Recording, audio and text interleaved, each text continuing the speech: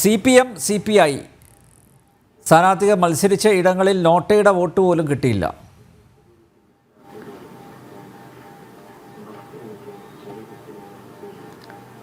അതെ അതെ ഇടതുപക്ഷത്തിന് ഡൽഹിയിൽ ഈ സർവകലാശാലകളിലുള്ള അടിത്തറയല്ലാതെ, പ്രത്യേകിച്ച് JNUവിലേക്കുള്ള അടിത്തറയല്ലാതെ എപ്പോഴെങ്കിലും ലെഫ്റ്റ് മൂവ്മെൻറ്റിന് ഡൽഹിയിൽ ഒരു പ്രസക്തി നമ്മൾ കണ്ടിട്ടുണ്ടോ? അങ്ങനെ പ്രവർത്തിക്കുന്ന രീതിയിലുള്ള ഒരു സംഘടനാ ശക്തിയോ ഗ്രാസ് റൂട്ട് സ്ട്രെങ്തോ ഒന്നും നമ്മൾ കണ്ടിട്ടില്ല, ഒരു കാലത്തും കണ്ടിട്ടില്ല. അതുകൊണ്ട് ആരും CPMൽ നിന്നോ CPIയിൽ നിന്നോ എന്തെങ്കിലും അത്ഭുതങ്ങൾ ഉണ്ടാകുമെന്ന് പ്രതീക്ഷിച്ചിട്ടുണ്ടായിട്ടില്ല.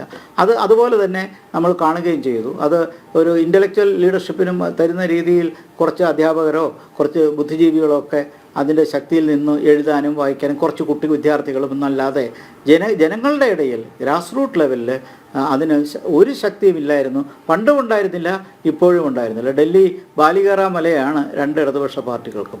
പാർട്ടിയുടെ ഹെഡ് ക്വാർട്ടേഴ്സൊക്കെ ഡൽഹിയിലുണ്ടെങ്കിലും അതനുസരിച്ച് വളരാനുള്ള ഒരു സാഹചര്യവും ഉണ്ടായിരുന്നിട്ടില്ല. അതിന് പ്രത്യേകിച്ച് കാണിക്കാനുള്ള പശ്ചാത്തലവും ഇല്ല. അപ്പോൾ ആ നിലയ്ക്ക് ഇടതുപക്ഷത്തിൻ്റെ തിരിച്ചടിയിൽ എനിക്കൊരു അത്ഭുതവും തോന്നുന്നില്ല. കാരണം നമ്മളാരും ഒന്നും പ്രതീക്ഷിച്ചില്ല. അതിനേക്കാൾ മോശപ്പെട്ട പെർഫോമൻസാണ് ഇവിടെ കണ്ടത് എന്നുള്ളതും പ്രത്യേകം എടുത്ത് ചൂണ്ടിക്കാണിക്കേണ്ടതാണ്. Okay sir.